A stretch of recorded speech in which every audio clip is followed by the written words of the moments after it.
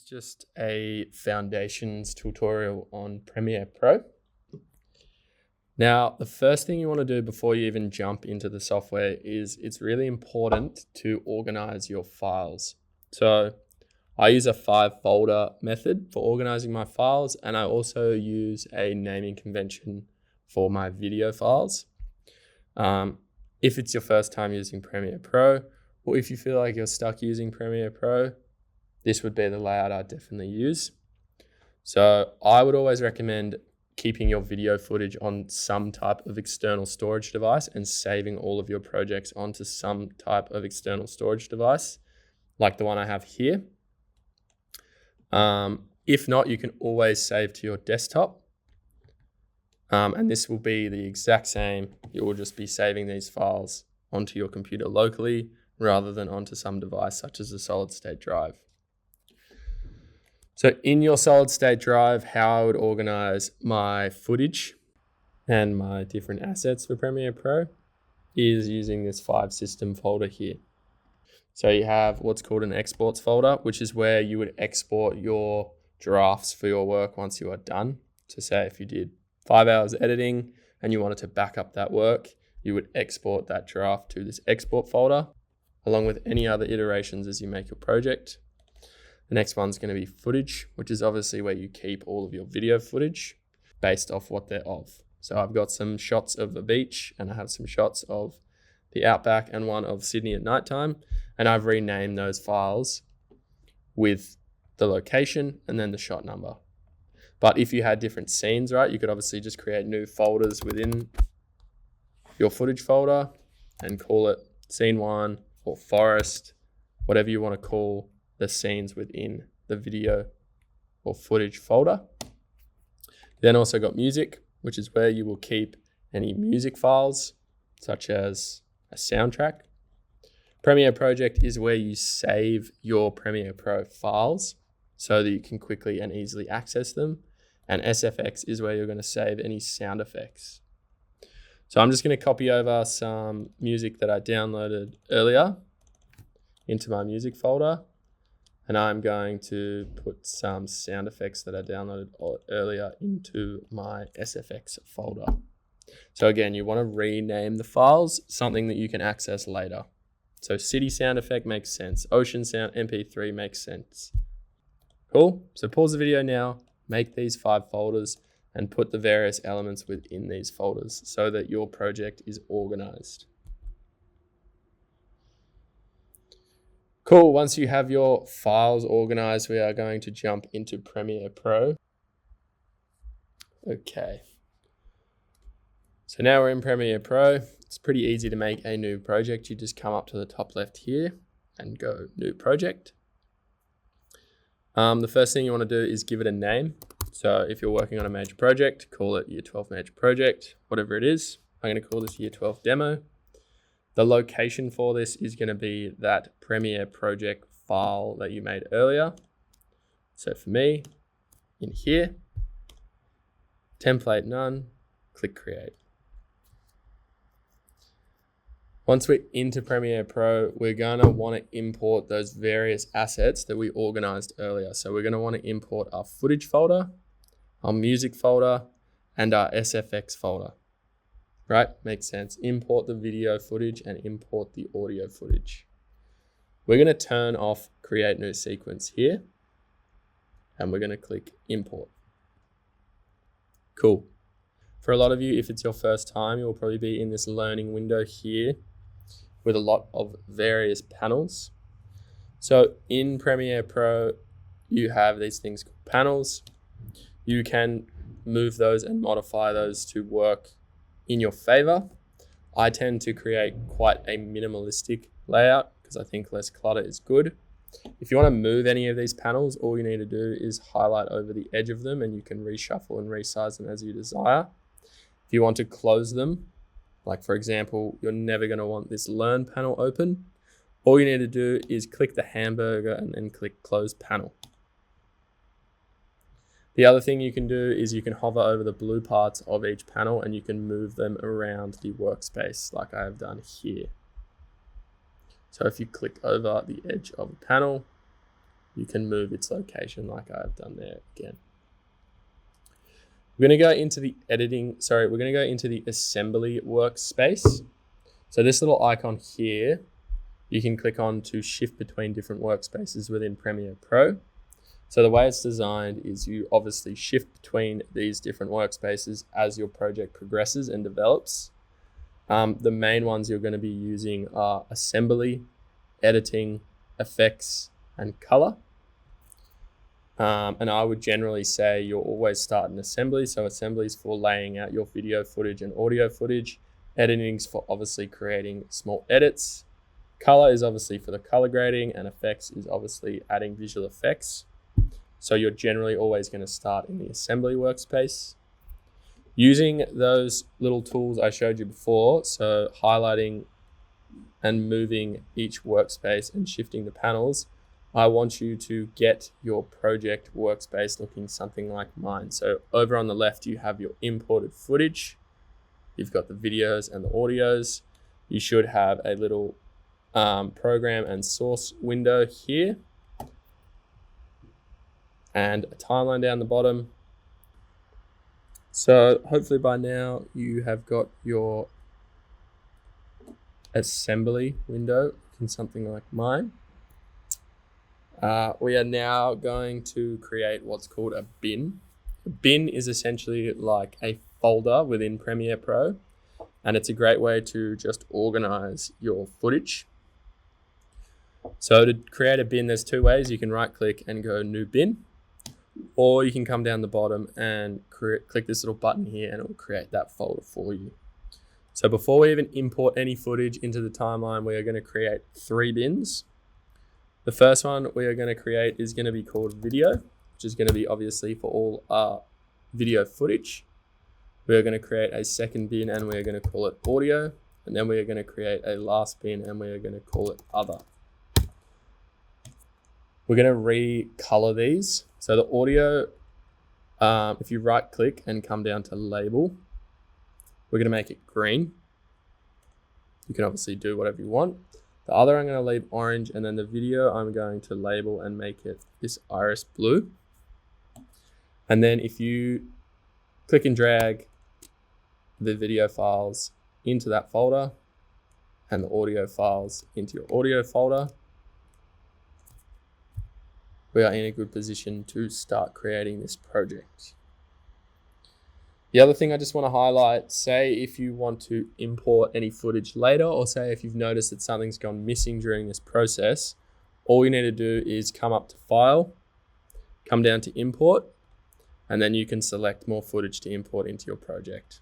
So if you ever, say you filmed half the project and then you went back and you had some more footage and you wanted to keep the same Premiere Pro file, all you would need to do is go File, Import, and then you can re-import that footage. Cool, once we're at this point in time, we're going to create our first save. So we're just going to go File, Save As, and we're just going to check that our project is saving into that Premiere Project folder. And I'm just going to call it 12 Demo 1, meaning first save. That way, any changes that we make, if we click Command S or Control S or save like this, it's going to overwrite and save them to where we want them to be. Cool, so the next thing and the last thing we're going to do in this first section of the video is we're going to create a sequence. So the easiest way to do this is to find video footage of the frame rate that you want the final composition to be. So for me, that's 24. You also want it to be the resolution. Don't worry, you can always change this later and I'll show you how. But the easiest way to create a timeline is to just click that media and drag it into the timeline like I have here. And then it will copy that resolution and it will copy the FPS to create that sequence. Okay, so this is part 2 of the video, which is just a little general overview of clip commands and importing and doing some basic things with your video and audio files. So as I mentioned before, if you want to change a sequence or any sequence settings, all you need to do is come up to the top and click sequence settings. And then you can change the various things within the sequence, such as the frame rate or the video size. So generally, you're going to be working in 23.1 976 FPS, because that's what Canon shoots at. And your resolutions are generally going to be 1920 by 1080. I would stick to that. If you want to change it, all you need to do is click or type, and you can change the settings like that. Once you're happy, you click OK. You'll also sometimes see if you import larger footage, as in the resolution is larger, you'll get a little pop-up like this. So because that image is bigger, it is saying that, what is asking you if you want to change or keep your sequence settings. I would generally keep existing settings just to keep things organized when you are working throughout your project. So I'll show you what this looks like. So I have a video here, and because the resolution is bigger, you can't see the whole video image within the project. To change that, all you would need to do is scale it down like I've done here to 75. Or you can also do fill or fit. But that is the first kind of hiccup you might come around when importing footage. The other thing is whether the audio is linked to the video. So you'll see that when I import this video here, it has audio attached to it. And you'll see that when I import this video here, it is just the video footage. So I would always unlink my video and audio unless it is something that is important, such as an interview scene where I want the footage recorded in real time. To unlink the audio footage, you can right click it and you can go unlink, or you can just press Command or Control L, and then it will unlink the video and audio footage, and then you can just click the audio footage to delete it.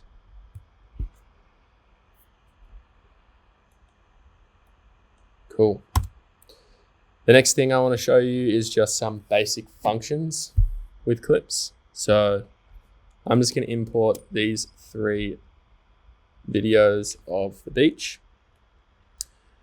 So the first thing I want to show you is just zooming in and out. So if you use this little slider down here, closer these dots are together, the closer into your footage you will be. Further apart, you can see the whole sequence. So obviously if you're editing individual clips, that's how you want to look at it. And if you're looking at the whole project overview, you widen it like so. The most important tool for a lot of you is probably going to be the razor tool. So if you hover over any of these tools here, they will tell you the hotkey for them, but the main ones you are using is going to be the selection tool here and the razor tool here. Selection tool is V and razor tool is C. So when you have a clip, say if you have a junky introduction, all you need to do is press C, click the clip, and it will cut that section of the video. If you press V, you can then delete that part of the video. Some other things you might want to play around in these early stages is playing the video. So to do that, you just hit spacebar. To rewind, you press J, and to play forward, you press L. You can also use the arrow keys to very slowly look at various parts of the video. So this is more for when you're doing precise editing. So if you use the arrow keys like I'm doing now, it's slowly moving through the video. The last thing you might want to do is change the colors of the clips. So to do that, you right click, come up to label, and then you change the color. So I'll show you an example of that right now. So I have various locations. I have a beach, I have an outback setting, and I have a night setting. This is a useful way to do it because if you have scenes that are potentially running too long, when you color the footage, you can sort of see how much timeline space they take up. So if I make all of these beach videos here this iris color, and I make the outback orange, and then I make the night something like 10, why not? And then you look at the overview of the footage. It's a good way to just kind of help you to see how much space various scenes are taking up within the timeline. So if you look here, right, you can obviously see that the ocean parts and segments of my film are taking up a big chunk of it. So that's a habit I'd get into as well. Another thing I want to show you is layering. So you have by default 3 video layers and 3 audio layers. I will show you layering with audio. So to do this, we're just going to open up the audio bin here. I'm going to put my soundtrack on audio layer 1. So that's the song. And then I'm going to put my sound effects on audio layer 2. Sound effects in the context of this is sounds of the ocean, because I didn't record them in real time because I was using a drone. So that is layering there. By putting the sound effects and then the visual effects, you will create layer and immersion within your video. One last thing I just want to show you is how to make a cut through a whole through all the layers within a video. So you'll see here I have some ocean sound effects and I have my soundtrack, but my ocean stops here and my audio keeps running. So the best way to just do a sharp cut down that point in time is to just select the razor tool, press shift, and it will create a cut down all the layers of footage. And then you can delete that footage and then edit it as you wish later. The last thing you might also want to look at is using this little tool here. So I've cut, say if I cut this too short and I want to get that footage, I want to get that sound back, all you need to do is hover over the end of the clip and you can drag it to the duration that you desire. So for this part of the video, I'm going to show you some basic effects in Premiere Pro. So I'm just going to start with some audio effects. So we're going to come out of the assembly workspace and we're going to go into editing. You'll see now I have this effects control panel open. If you don't have yours open, all you need to do is go window and then make sure this effects control box is ticked here and it will open it up for you. So I would generally say less is more when it comes to editing videos, especially your audio segments. So I'm just going to show you a few basic things that you might want to do with your audio. So the first thing you might want to do is change the sound of it, so the volume of it. There's 2 ways you can do that. If you have the properties tab open like I do here, you can just adjust the volume, the decibel value of the volume with this little slider here. If you don't have that open and your window looks something like this, all you need to do is go into the effect controls, click the drop down for volume, and then you can adjust the decibel value of the audio. So that is a good way to, get your audio sounds level, and also adjust things, especially when you're layering, so that they aren't overpowering other things within your video. The next kind of tools that you're probably going to use are noise reduction tools. So if you click this little arrow here, you can come into the effects library. And I'm just going to show you the ones that I would use and the ones I would start with. So for the audio effects, the ones that you're going to use are under this noise reduction and restoration. A lot of you aren't going to use the automatic click remover, but you could use that for something like if there was a fan. I use it for these tutorials because it removes the clicking sound when I click my mouse. But essentially you're going to use the dehum, the denoise, and the reverb. These 3 effects here will just create sharper and clearer audio when it comes to creating your film. So to use these effects, all you need to do is drag and drop them onto the audio source. So in the context of this, it's the sound effect, and then it will apply that effect to the audio like so. If you want to delete the effect, all you got to do is click it and then press delete, or you can also press Command Z. And then the last thing with regard to audio is going to be audio transitions. So there's generally 2 that you're going to use. The first one that you're going to use is going to be called constant gain. So that will just slowly fade in the audio. And then the last one you're going to use is exponential fade, which you're obviously going to put at the end to fade out your footage. If you want to make these effects longer, all you need to do is zoom in click the corner of the effect, and then you can drag the duration like so. And it's the same on the end. So that's generally it in terms of audio effects. We're now going to go into some basic video effects and transitions. So the first thing I want to show you is just how to add a default transition. So between two clips, if you hover over and then you right click, like I've done here, you can do apply default transitions, and it will add this very basic fade between those two clips there. Something I'd avoid using, but in the early stages can be a good little trick to know. The next thing I want to show you is how to play around with scale and position and things like that. So if you click on your video footage like I've done here, and then you make sure you have the effect controls open, you can then play around with things like position. So if I move this to the left, you'll see position of the video or the source video is moved. You can play around with the scale. You can play around, with cropping.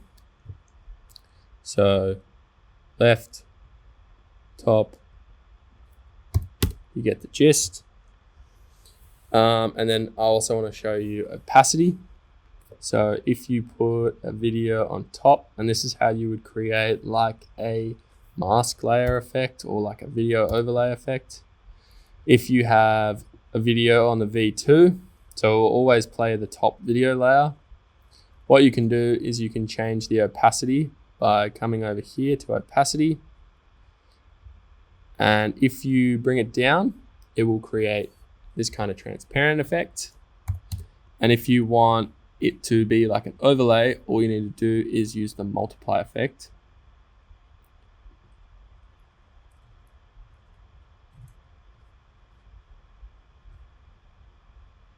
And then turn up the opacity, and it will play like an overlay effect. So that's something you probably need to shift and shuffle based in the context.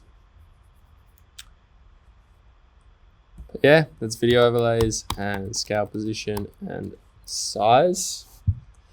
The last thing I want to show you is how to do slow-mo.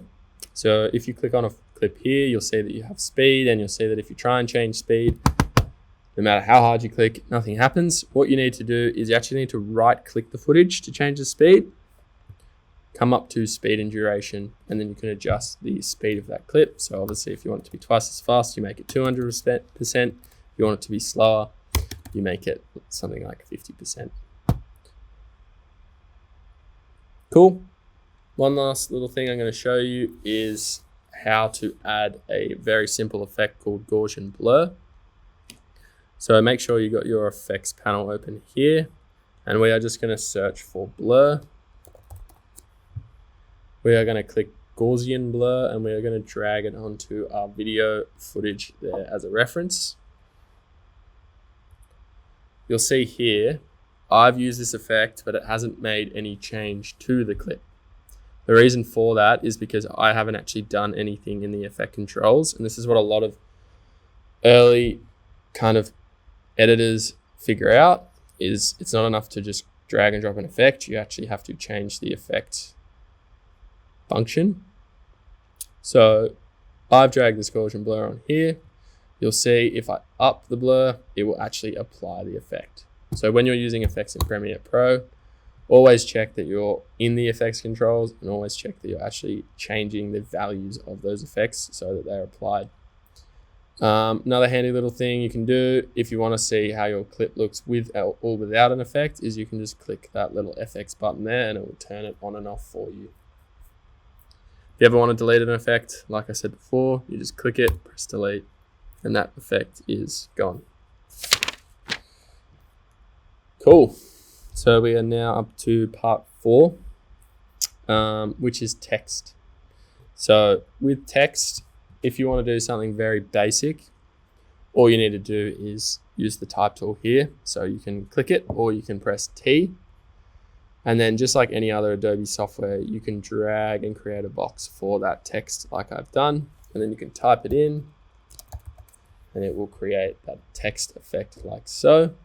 And then that works like any other asset within Premiere Pro. So you'll see here, it's put on the V2 layer.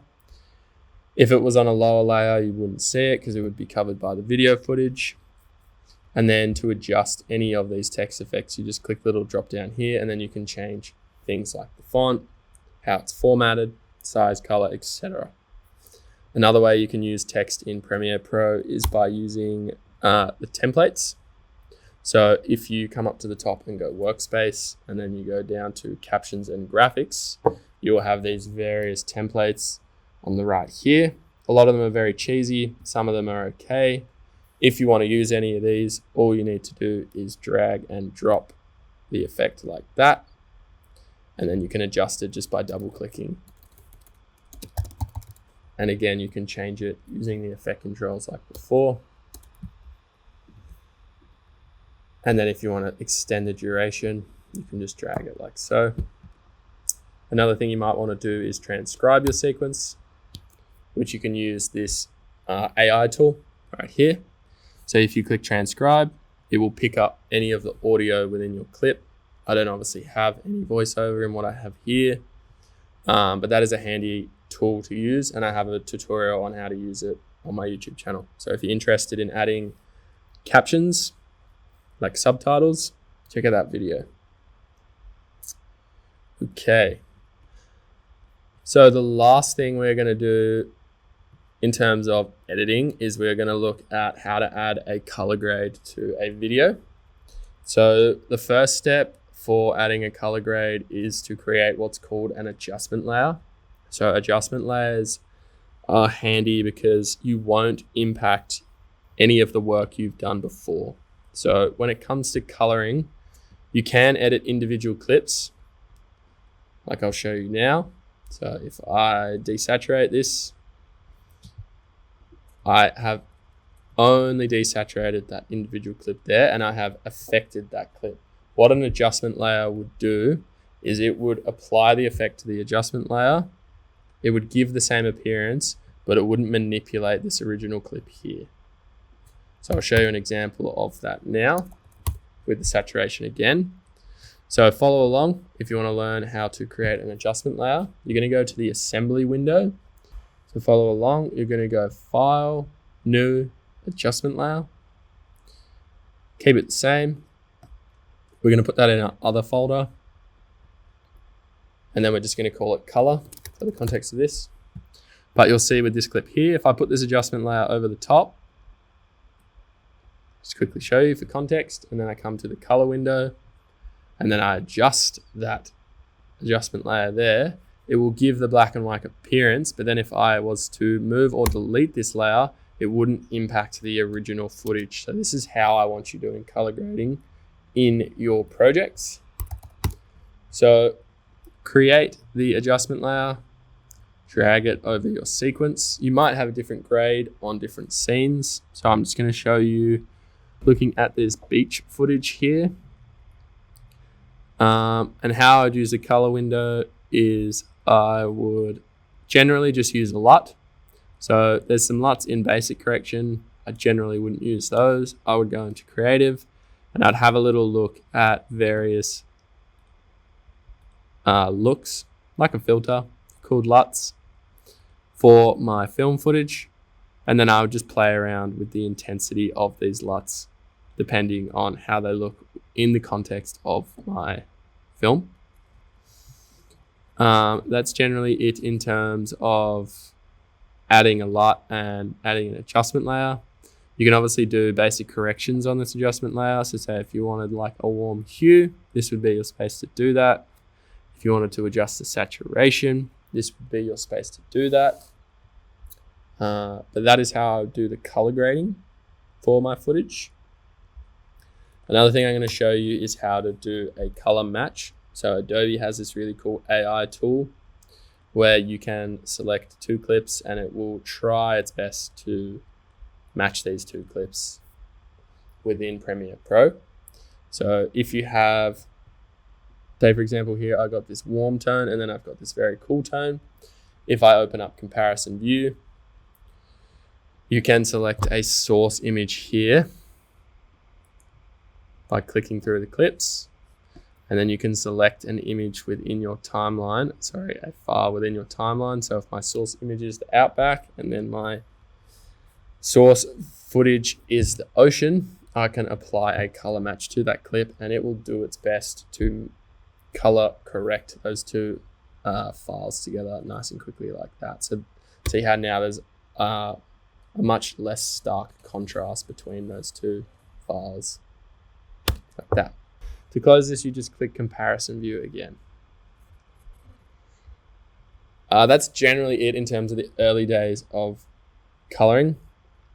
We're now going to go on to exporting.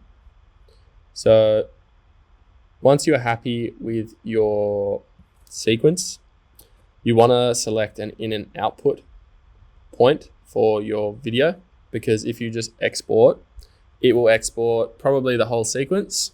So what I'm looking at right now is probably 2 minutes, whereas I actually only have about a minute of video and audio footage here. So to export, you want to find the start of your sequence. I would just press spacebar till I hit the start of my sequence like I've done there. Press I, and that creates an in point. You then go to the end of your sequence, and this is where you can use those little arrow keys like I would have shown you at the start of the tutorial, and you can create an output point. It will highlight the selection of the file that you're going to export. Once you're happy with that, you just come up to the top and go export. You then give it a name. I'm going to call it export draft 1.